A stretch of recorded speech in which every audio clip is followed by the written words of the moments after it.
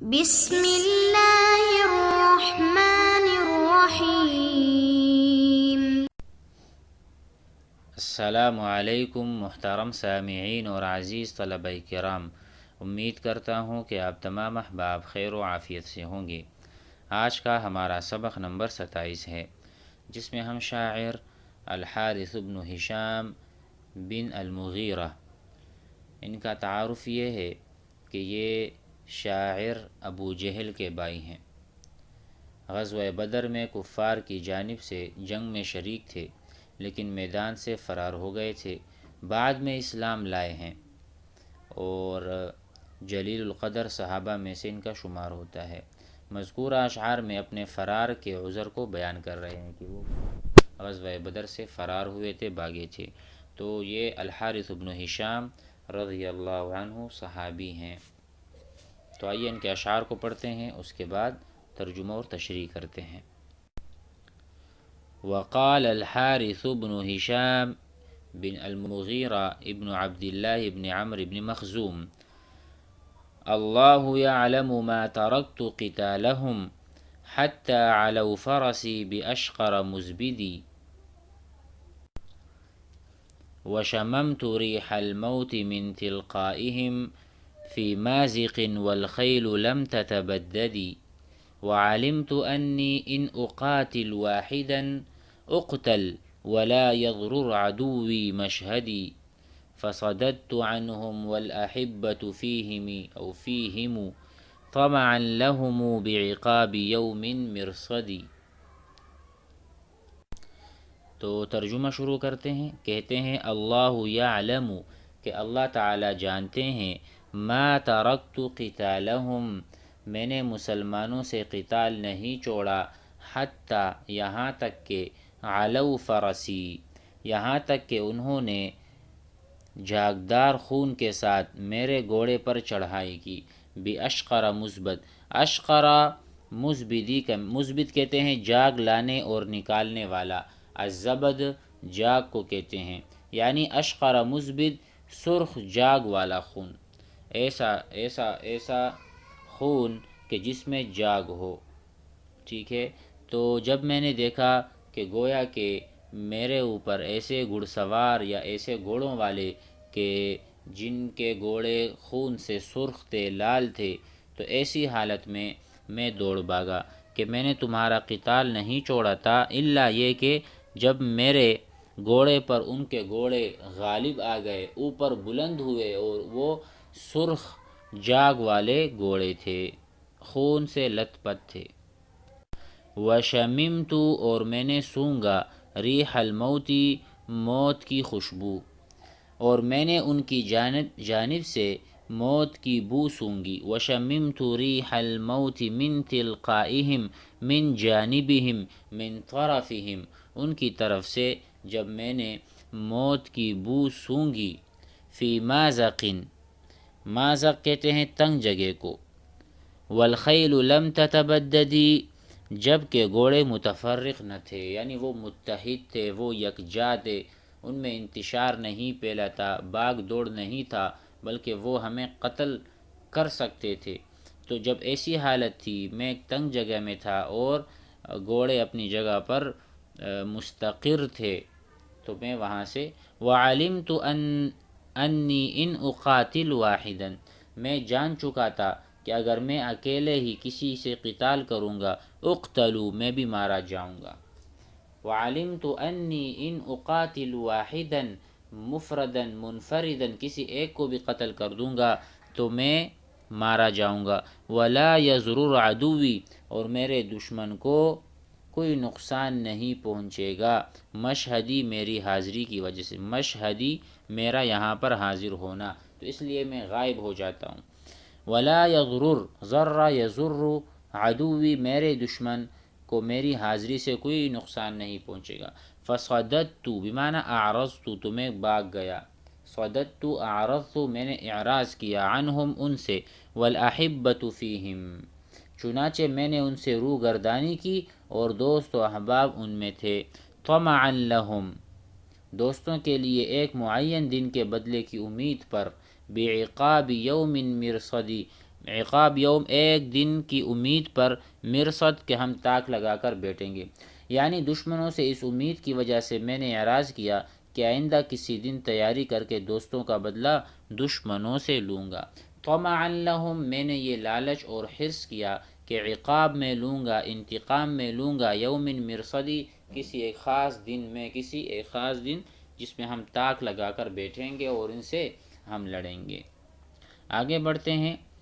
وقال الفرار السلمی وكتيبة لبستها بكتيبة حتى إذا التبست نفضت لها يدي فتركتهم تقص الرماح ظهورهم من بين منعفر وآخر مسندي ما كان ينفعني مقال نسائهم وقتلت دون رجالها لا تبعدي۔ پہلے ہم شاعر کا تعارف کرتے ہیں۔ الفرار السلمی، یہ شاعر بھی مخضرمی ہیں اور صحابی ہیں۔ ان کا نام حبان یا حیان ابن الحکم ہے۔ قبیلہ بنو سلیم یا سلیم سے ان کا تعلق ہے۔ فتح مکہ کے موقع پر بنو سلیم کا جھنڈا ان کے ہاتھ میں تھا۔ فتح مکہ کے موقع پر جھنڈا ان کے ہاتھ میں تھا۔ آئیے ان کے اشعار کو ہم اس کا ترجمہ کرتے ہیں۔ یہاں پر ہے شروع میں وَكَتِيبَةٍ لَبَّسْتُهَا بِكَتِيبَةٍ، اور بہت سے فوجی دستے، کتیبہ کہتے ہیں لشکر کو، کتائب پیچھے بھی ہم نے پڑھا ہے، تو ایک لشکر کو دوسرے لشکر میں نے مخلوط کر دیا، میں نے ممزوج کر دیا، میں نے ان کو گڑ مڑ کر دیا، اور بہت سے فوجی دستے ہیں کہ میں نے ان کی دوسری فوج سے مڈ بھیڑ کرائی، مڈ بھیڑ آپس میں جنگ کروائے۔ حتی اذا التبست اختلطت، جب ایک دوسرے میں گھس گئے، نفضت لہا یدی، تو جب وہ غٹ پٹ ہو گئے یعنی آپس میں مل گئے تو میں نے اپنا ہاتھ کھینچا، یعنی باغ کھڑا ہوا۔ اس وجہ سے شاعر کا لقب فرار ہے، فرار السلمی، کیونکہ ان کا نام کیا ہے؟ حبان یا حیان، جیسے ہم نے بتایا۔ تو کہتے ہیں کہ میں نے ایک لشکر کو دوسرے لشکر میں پھنسا دیا، آپس میں جب وہ مل گئے تو نفضت، میں نے اپنے ہاتھ جاڑ دیے، نفضا ینفضو بمعنی ہاتھ جاڑا، نفضت یدی من التراب، میں نے مٹی سے اپنے ہاتھ جاڑ دیے۔ فترکتہم تقص الرماح ظہورہم، تو میں نے ان کو ایسی حالت میں چھوڑا کہ ان کی پشتوں کو نیزے توڑ رہے تھے، تقصو توڑنا، الرماح نیزے، ظہورہم ان کے پیٹھ، فترکتہم تارکا چھوڑنا، میں نے ان کو چھوڑا، تقص الرماح کے نیزے توڑ رہے ہیں ان کی پیٹوں کو، پشتوں کو، من بین منعفر و آخر مسندی، کہ بعض لوگ زمین پر گر پڑے، الساقط علی الارض و آخر مسندی، اور بعض ٹیک لگائے ہوئے تھے، زخمی تھے، بعض تو اسی وقت مر گئے جب ان کو نیزے لگے، ایسی حالت میں تھے تو میں باغ کھڑا ہوا، کہ بعض ساقط علی الارض ہیں، مسقوط یا طریح او صرعا، صرعا بھی کہتے ہیں، یعنی جو مقتولین ہے اس کو صرعا بھی عربی میں کہتے ہیں، صریع مفرد ہے، صرعا جمع ہے۔ من بین منعفر و آخر مسندی، زخمی کی وجہ سے بیٹھے ہوئے ہیں۔ ما کان ینفعنی مقال نسائہم، مجھے ان کی عورتوں کا یہ قول، کیا جو آگے آ رہا ہے، لا تعبدی لا تبعدی، مجھے ان کی عورتوں کا یہ قول، جیتے رہو جیتے رہو، کوئی فائدہ نہ پہنچاتا۔ مقال نسائہم ای قول نسائہم، ما کان ینفعنی، ان کی عورتوں کی جو بات تھی، جو تشجیع والے کلمات تھے، وقتلت دون رجالہا، کہتے ہیں کہ ان کا جو قول تھا کہ لا تبعدی، کہ جیتے رہو کوئی فائدہ نہ پہنچاتا، کیونکہ جب میں ان کے مردوں کے سامنے مارا جاتا، تو کہتے ہیں کہ عورتوں کی یہ بات جیتے رہو کیا فائدہ پہنچاتی اگر میں ان کے مردوں کے آگے مارا جاتا، تو اس لیے میں بھی پیچھے ہٹا، مجھے کوئی فائدہ نہیں ہونے والا تھا۔ تو ما کان ینفعنی، مجھے نفع نہیں دیتے، مقال نسائہم وقتلت دون رجالہا، ان کے مرد نہ مرتے اور میں مر جاتا، ایسا کیسے ہو سکتا ہے۔ امید ہے کہ یہ سبق بھی آپ حضرات کو سمجھ میں آ گیا ہوگا، تو اس کو یاد ضرور کیا جائے، مثلا اس کا مراجعہ ہو، تکرار ہو، آپس میں دہرائی ہو، تو انشاءاللہ آگے بڑھیں گے اگلے سبق میں۔ السلام علیکم ورحمۃ اللہ۔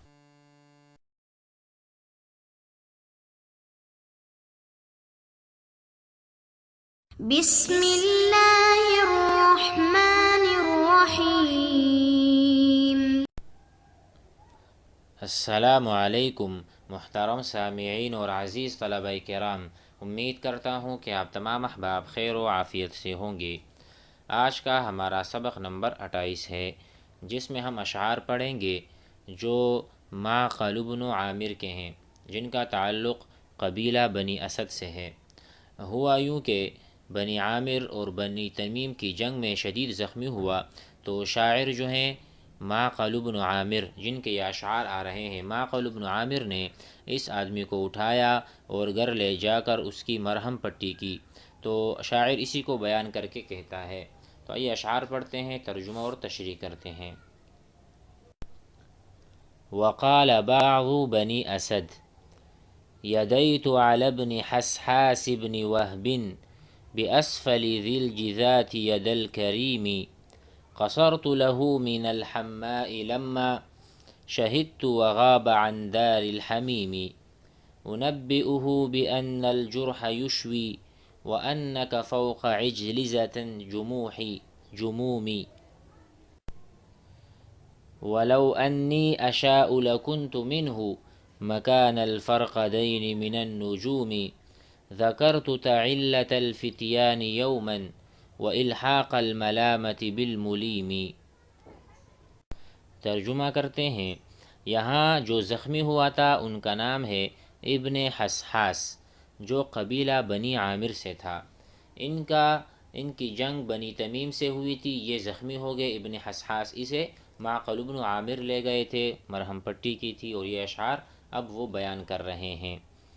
تو پہلا مصرع ہے یدیت علی ابن حسحاس بن وہب، تو کہتے ہیں کہ مقام ذوالجذات کے دامن میں میں نے ابن حسحاس پر احسان کیا، شریف آدمی کے احسان کی مانند۔ یدیت اس کا ترجمہ ہے احسان کرنا، کسی کو ہاتھ دینا، کسی کی طرف ہاتھ بڑھانا۔ فیدیت بمعنی ساعدت، میں نے مدد کی ہے، یا احسنت میں نے احسان کیا ہے، علی ابن حسحاس ابن وہب پر، باسفل ذی الجذات، یہ جگہ کا نام ہے ذوالجذات، باسفل بمعنی نیچے، ذی الجذات میں ید الکریمی، گویا کہ جس طرح ایک کریم اور شریف آدمی کسی کی بھی مدد کرتا ہے۔ قصرت له من الحماء لما، میں نے اس کے لیے اپنا سیاہ گھوڑا روکا، قصرت روکا، لہو اس کے لیے، من الحماء، حما کا ترجمہ ہے ہر سیاہ چیز، یہاں پر مراد گھوڑا ہے۔ قصرت لہو میں نے روکا اس کے لیے، من الحماء گھوڑے کو، لما شہدت جب میں نے دیکھا، وغاب عن دار الحمیم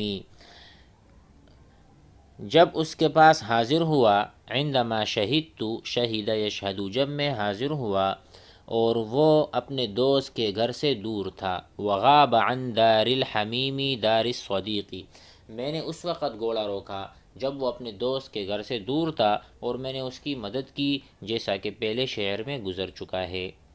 آگے کہتے ہیں انبئہ بان الجرح یشوی، میں نے ان کو بتلایا کہ آپ کے زخم مہلک نہیں، بان الجرح، جرح کہتے ہیں زخم کو، انبئہ بمعنی اخبرہ، میں نے اس کو خبر دی، بان الجرح کہ زخم جو ہے، یشوی یہ صحیح ہو جائے گا، پک جائے گا، لیس بمہلک ہلاک کرنے والا زخم نہیں ہے، وانک فوق عجلزۃ جمومی، اور بتایا، اور آپ ایک تیز رفتار پے در پے دوڑنے والے گھوڑے پر ہیں، لہذا فکر نہ کریں، جل پہنچ جائیں گے۔ وَأَنَّكَ آپ جو ہیں، فوق اوپر ہیں، عجلزۃ جمومی، عجلزہ کہتے ہیں تیز رفتار طاقتور گھوڑے کو، عجلزہ تیز رفتار طاقتور، اور جموم کہتے ہیں پے در پے دوڑنے والا۔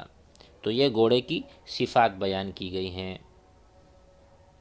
آگے ہے ولو انی اشاء لکنت منہ، اگر میں چاہتا تو اس سے اس قدر دور ہو جاتا، مکان الفرقدینی، جتنا فرقدین ستارے زمین سے دور ہیں، من النجومی، فرقدین ستارے جتنا کہ ستاروں میں سے دور ہیں زمین سے، یعنی ویسے تو سارے ستارے دور ہیں، نجوم سارے دور ہیں زمین سے، لیکن فرقدین اس سے بھی زیادہ دور ہیں۔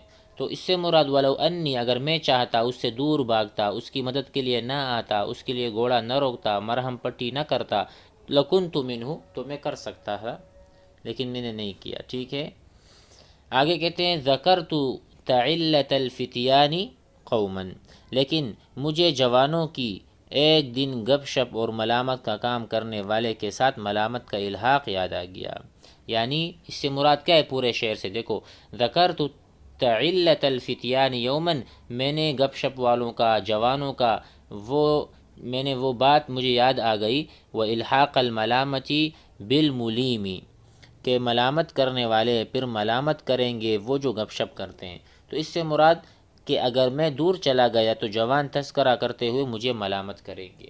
ذکرت تعلت، میں نے وہ علت یاد کی، مجھے یاد آ گئی، الفتیان، جو لوگ جو شباب ہیں، جو جوان لوگ ہیں، یومن، اس دن سے، اس دن کے ڈر سے، وہ الحاق الملامتی، کہ وہ ملامت کریں گے، الحاق کریں گے میرے ساتھ ملامت کو، یا یعنی میرے اوپر باتیں کریں گے یا جملے کسیں گے، بالملیمی، کوئی بھی ملامت کرنے والا۔ آگے بڑھتے ہیں مزید۔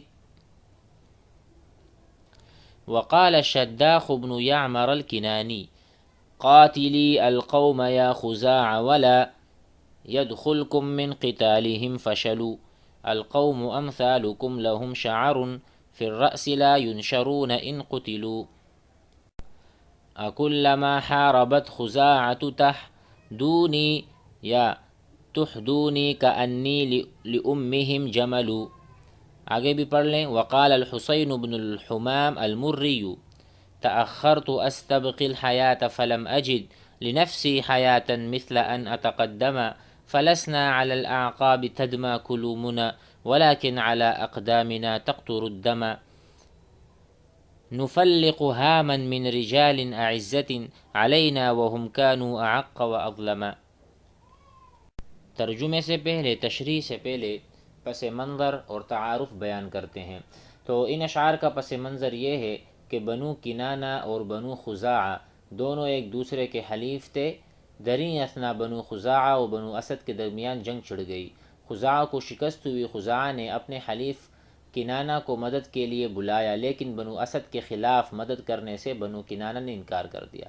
آپس میں حلیف تھے، لیکن بنو اسد کے خلاف بنو کنانہ کھڑے نہیں ہو سکتے تھے۔ شاید ان کے ساتھ بھی کوئی معاہدہ ہوگا کہ ان میں کچھ رشتہ داری بھی تھی۔ شاعر کنانی اس انکار کو اشعار میں بیان کر رہا ہے، تو آئیے اسے ہم پڑھتے ہیں اور سمجھتے ہیں۔ قاتل القوم یا خزاع ولا، اے خزاعہ، اسد سے لڑائی، اسد سے لڑو اور لڑتے ہوئے تم میں بزدلی نہیں آنی چاہیے۔ قاتلی القوم، قوم سے قتال کرو، اے بنو خزاعہ، یا خزاع، اے خزاع والے، اے بنو خزاعہ، قاتل القوم، قوم سے قتال کرو، ولا يدخلکم، اور تم میں داخل نہ ہو، من قتالہم، ان سے قتال کرتے وقت، فشلوا الجبن والضعف، کمزوری اور بزدلی تم میں سرایت نہ کر جائے، بزدلی اور کمزوری تم میں داخل نہ ہونے پائے، یہ اس کا ترجمہ ہوگا۔ یعنی آپ ڈٹ کے لڑیں، پیچھے نہیں ہٹنا۔ آگے القوم امثالکم لہم شعر، وہ تمہاری ہی مانند ہے، ان کے سروں پر بھی تمہارے سروں کی طرح بال ہیں۔ دیکھو، القوم امثالکم، وہ قوم جو ہے بنو اسد، وہ تمہاری طرح ہی تو ہے، اے بنو خزاع، لہم شعر، ان کے بھی بال ہیں، فی الراس، سر میں، لا ینشرون ان قتلوا، اور وہ مارے گئے تو دوبارہ زندہ نہیں ہوں گے، لا ینشرون، وہ دوبارہ، یعنی ان کا نشر نہیں ہوگا، ان قتلوا، دوبارہ نہیں اٹھیں گے جب تم ان کو قتل کر دو گے۔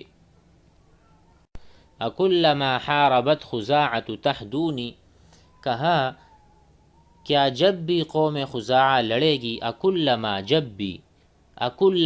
جب بھی حاربت لڑے گی خزاعہ قوم، تحدونی تو مجھے کھینچ کر لے جائے گی، کیا تحدونی کیا مجھے وہ بنو خزاعہ یہ قوم جو ہے کیا مجھے کھینچ کر لے جائے گی، ساق یسوقو کسی چیز کو چلانا، ہانکنا، آگے لے کر جانا، جس طرح ہم کہتے ہیں انا اسوق السیارہ، میں گاڑی چلا رہا ہوں، گویا اسے میں لے کر جا رہا ہوں۔ تو کہتے ہیں جب بھی خزاعہ ہم سے لڑے گی کیا وہ مجھے اسیر یا قیدی بنا کر لے جائے گی، کأنی گویا کہ میں لأمہم جملو کہ میں ان کی ماں کے لیے اونٹ ہوں کہ جب چاہے سوار ہو جائے اور جب چاہے مجھے ہانک دے، ایسا نہیں ہو سکتا۔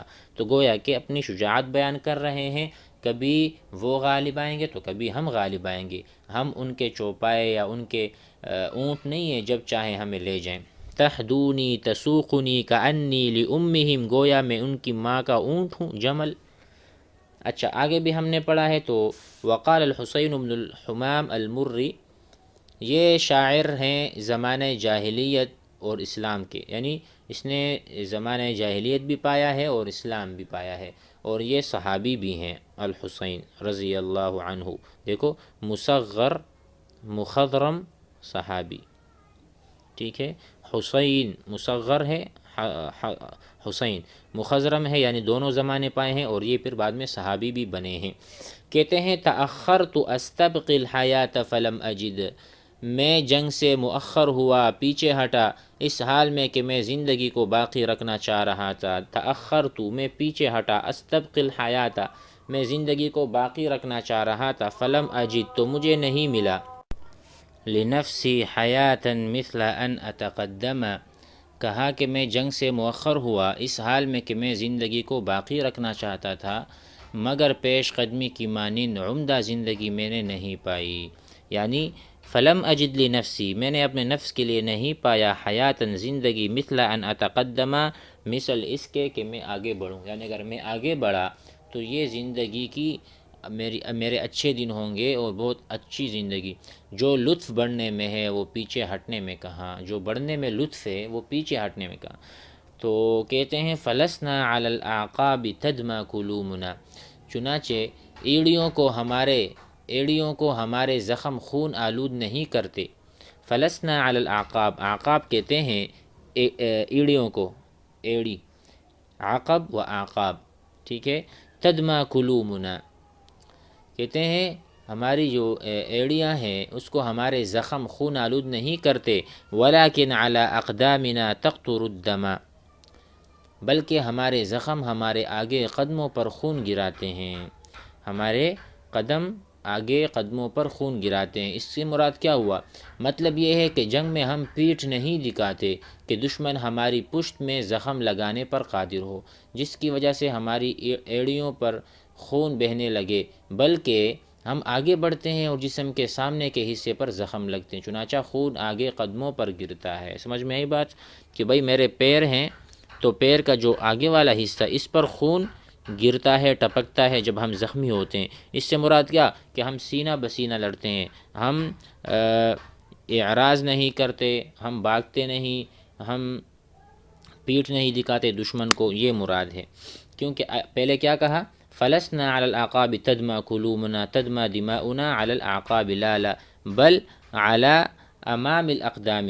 آخر میں شعر ہے نفلقها من رجال اعزت، ہم ایسے لوگوں کو کھوپڑیاں بھی پھاڑ دیتے ہیں، علینا اعزت علینا جو ہمارے لیے بہت عزیز ہیں، آگے کہتے ہیں جو ہمارے لیے عزیز ہوں، وہم کانوا اعق واظلم، جب وہ ظلم و سرکشی کریں تو ہم ان کے بھی سر پاڑ دیتے ہیں۔ نفلق معنی توڑنا، پھاڑنا، چاک کرنا، نفلق ہامن، ہامن کہتے ہیں رأس کو، دیکھو یہاں وہو الرأس، ہم سر کو دو ٹکڑوں میں تقسیم کرتے ہیں، من رجال اعزت علینا، جو لوگ ہمیں زیادہ محبوب ہیں لیکن اس حال میں محبوب نہیں کہ وہ اعق اور اظلم ہو، وہم کانو، اور جب وہ ظالم بن جاتے ہیں، عاق بن جاتے ہیں، نافرمان اور سرکشی پہ اتر آتے ہیں، وہ اظلم زیادہ ظلم کرتے ہیں، پھر ہمیں وہ کچھ نہیں، ہم تو ان کے سر 2 ٹکڑے کر دیتے ہیں۔ یہ مراد ہے یہاں سے۔ کہتے ہیں کہ آن حضرت صلی اللہ علیہ وسلم نے یہ شعر بطور تمثیل غزوہ بدر میں بھی پڑھا تھا۔